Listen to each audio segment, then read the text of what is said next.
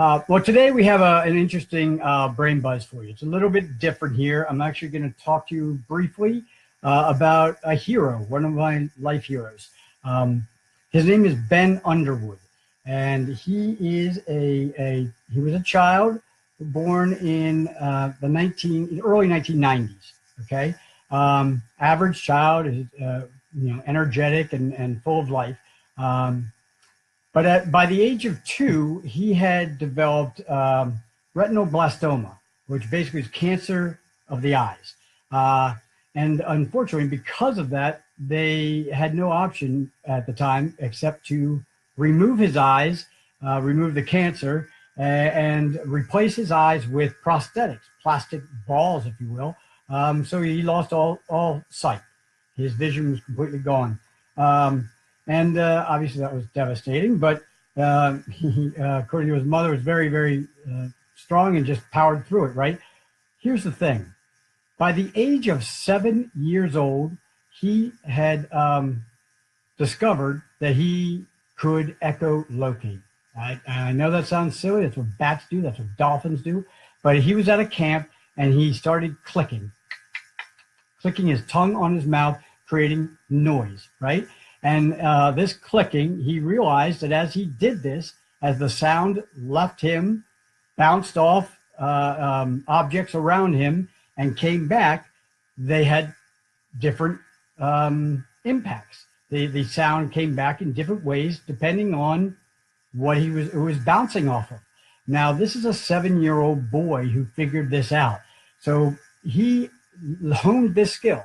After discovering this, he decided, okay, by himself, decided he's going to figure out how to make use of this to be able to see what's around him. By the age of 14 years old, he had taught himself how to echolocate, literally how to make clicking sounds with his mouth, and have those sound waves bounce off the environment around him.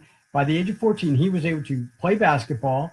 He was able to distinguish objects around him, whether an object was moving, stationary, tall, short, porous, solid. He could see curbs in the road. He could see rocks in the road, large rocks. He played hide and seek.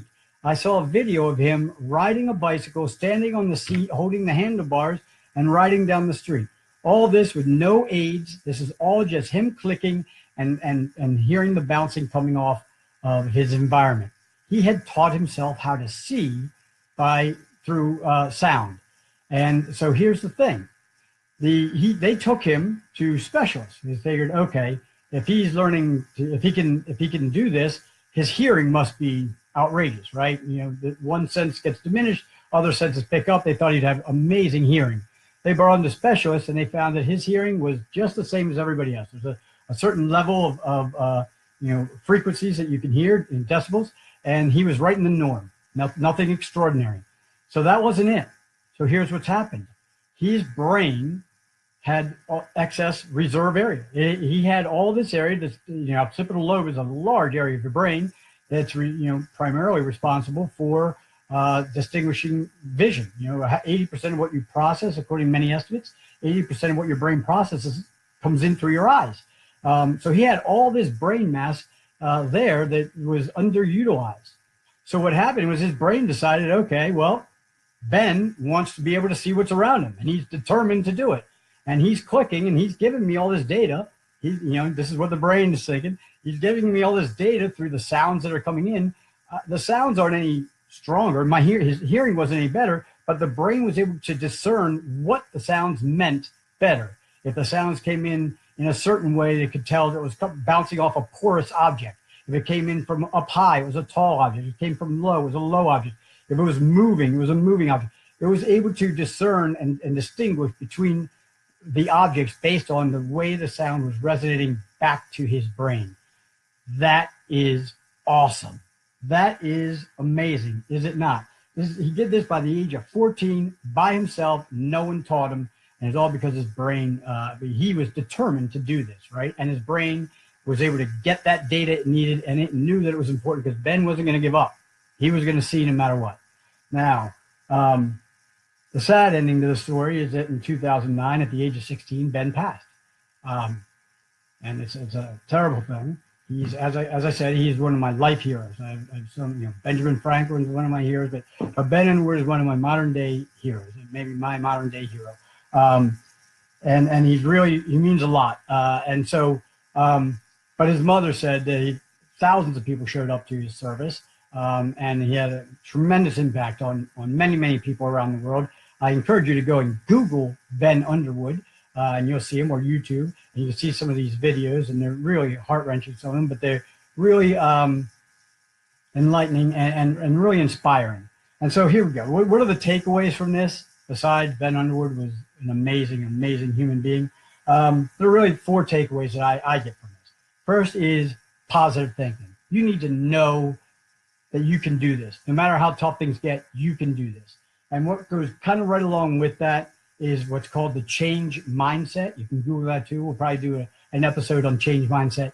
But change mindset basically means that in your mind, you know that you can change yourself, that you're not static, that you are dynamic, that you're not stationary, that you can move, you can change, right? And the brain can change. And we know that. We know this, right? And so having that mindset of that belief that you can change is vital, right? And so the third thing is, really goes to what we do a lot here at the Braining Center, is that the brain is plastic, right? It is malleable. It is changeable. And what he did is he took a big portion of the brain that would otherwise be not utilized, and he said, it's very important for me to see. I'm giving you the data, and that's what plasticity relies upon, neuroplasticity. There's 2 things you need to do to leverage that. You need to give the brain data through your eyes, your ears, your mouth, your nose, whatever it might be. You need to get data into the brain, and you need to make sure that the brain, the subconscious, the unconscious, understands that this is very important to you, and you're not giving up until it takes care of this, right? Until it changes the way you want it to. And Ben did that, right? He did the clicking, he provided the sounds, and he said, I'm not giving up on this. He forced his brain to process it, and he took advantage of neuroplasticity before he even knew what neuroplasticity was. And we can all learn a great deal from that. So positive thinking is huge. Change mindset is vital. And understanding that the brain will change, that you just give it what it needs, it can change the way you want it to change. The 4th thing, I said there were 4 things we can take out of this. It's always good to have some heroes, some people that you can kind of look to and emulate and try to be more like. And I really encourage you, if you don't have, if you're looking for a good hero, Google Ben Underwood, and you'll find one of a kind there. That's it for me now. I really appreciate you being here, as always. If you have any questions, you can always reach out to us at Braining Center at headstrong1.com. That's Braining Center at headstrong1.com. And we look forward to next Tuesday. We'll be back here again, 4 o'clock. Take care. And if there is anyone still out there that has any questions, you can go ahead and ask them now. And if not, as I said, you can always send us a question through your email. There is one comment here. Says, because of what you talked about before, I practice dribbling, bouncing, and throwing a ball with my eyes closed. So that's from Connie. She's talking about sensory deprivation, which is an awesome training technique. Sensory deprivation is the practice of depriving your brain of certain input. We said neuroplasticity relies on 2 things, right? Getting data into your brain and making sure it's a priority to your brain.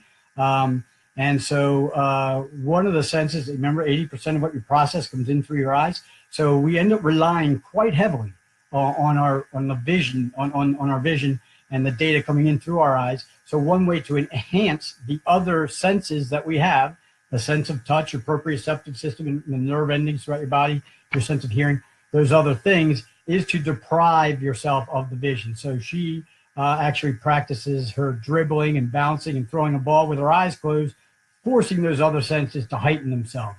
And that's actually what Ben did. He forced his brain to process that information more effectively, which is essentially enhancing those senses.